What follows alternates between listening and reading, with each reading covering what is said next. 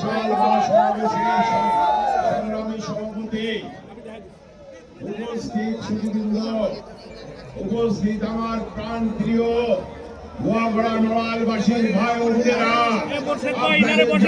আমার আন্তরিক অভিনন্দন, শুভেচ্ছা।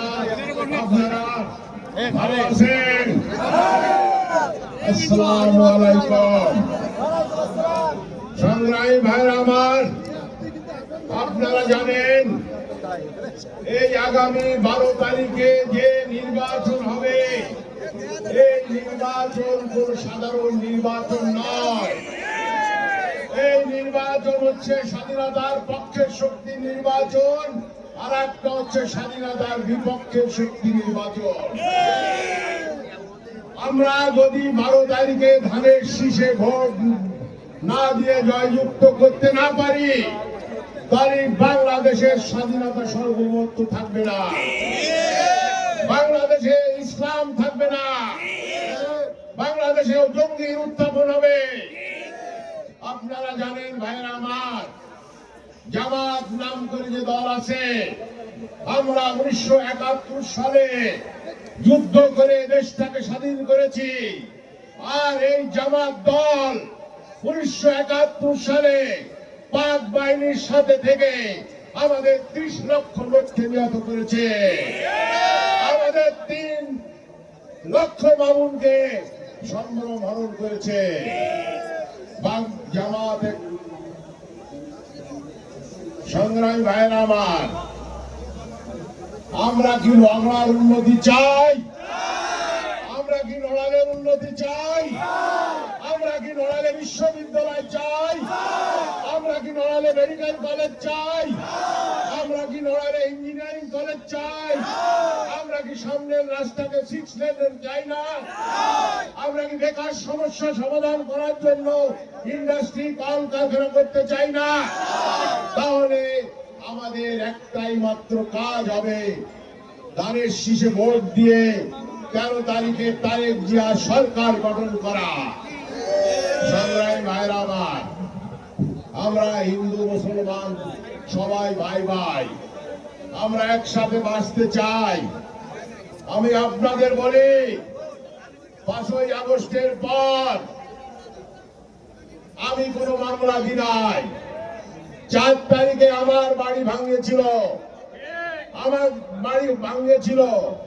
আমি তবুও মামলা দিই নাই। 5 তারিখের পর যত মামলা দিয়েছে স্বতন্ত্র প্রার্থী মিস্টার মনিরুল ইসলাম, এবং এই মামলা বাণিজ্য করে তিনি শত শত টাকা ইনকাম করেছেন। সংগ্রামী ভাইরা আমার নেতা তারেক রহমান, তিনি বলেছেন আমরা টেন্ডারবাজি পছন্দ করি না।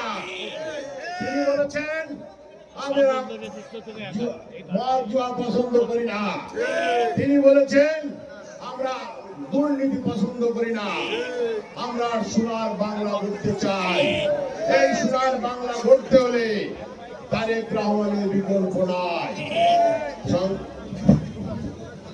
সংগ্রামী ভাইয়ের আমার, এখন আমাদের এই এলাকা উন্নয়ন করতে হলে কি করতে হবে? ভোট দিতে হবে। আপনারা জানেন একজন স্বতন্ত্র প্রার্থী এখন আছেন, উনি আগে বিএনপি করতেন। উনি বিএনপি করার পর আমাদের মা 3 বারের প্রধানমন্ত্রী বেগম খালেদা জিয়া যখন মৃত্যুর সাথে পাঞ্জা লড়ছে, তখন তার সাথে বেইমানি করে স্বতন্ত্র ইলেকশন করছে। এই লোককে কে চেনত?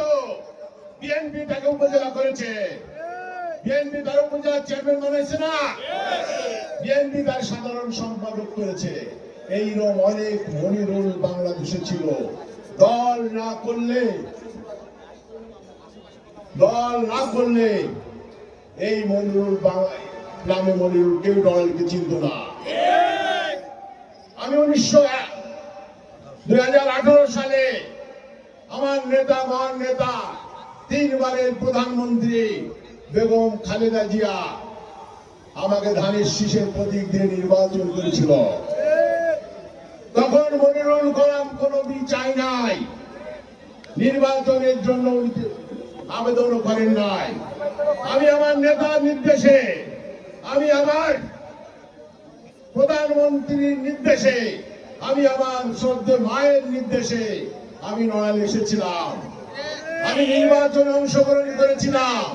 আমার প্রতি অন্যায় হয়েছিল, অত্যাচার হয়েছিল, আমার গাড়িতে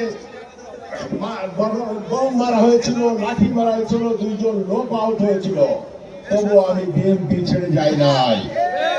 আমি চেয়েছি আমার নড়াইলকে উন্নত করতে হবে। আল্লাহ আমাকে যথেষ্ট দিয়েছে, আল্লাহর কাছে হাজার হাজার শুকরিয়া। আমি নিজে একজন সুপ্রিম কোর্টের সিনিয়র আইনজীবী। আমার 3 সন্তান, 2 জন ব্যারিস্টার, 8 জন ব্যারিস্টার পড়ে। আমার মেয়ে ও জামাইও 2 জন ব্যারিস্টার। তবু আমি রাজনীতি কেন করছি? আমি রাজনীতি আমার পেট ভরার জন্য করি নাই। আমি মনে করি আমি লোহাগড়ার সন্তান, আমার বাড়ি নড়াইল জেলাতে, অবহেলিত নড়াইলকে উন্নয়ন করার জন্যই আমি মাঠে নেমেছি।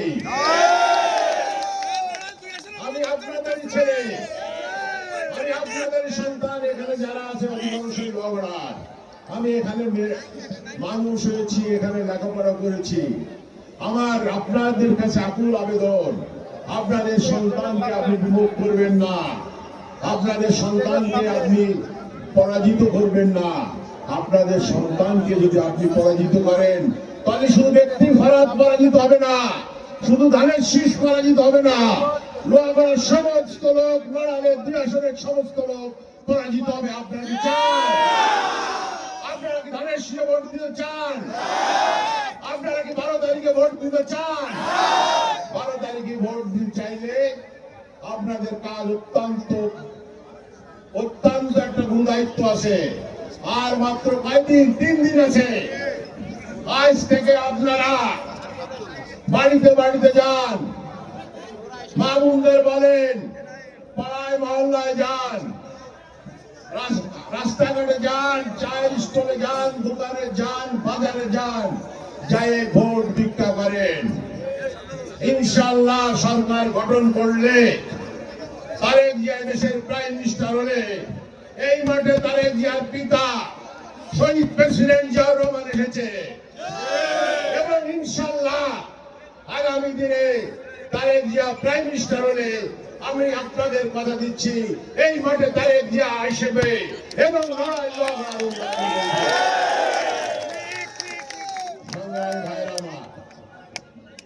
বিজয় আমাদের নিশ্চিত হবে ইনশাআল্লাহ। যদি আপনারা আজকে যে মাঠ কানায় কানায় ভর্তি করেছেন, ইনশাআল্লাহ সেইভাবে প্রতি ঘরে ঘরে আপনারা যান।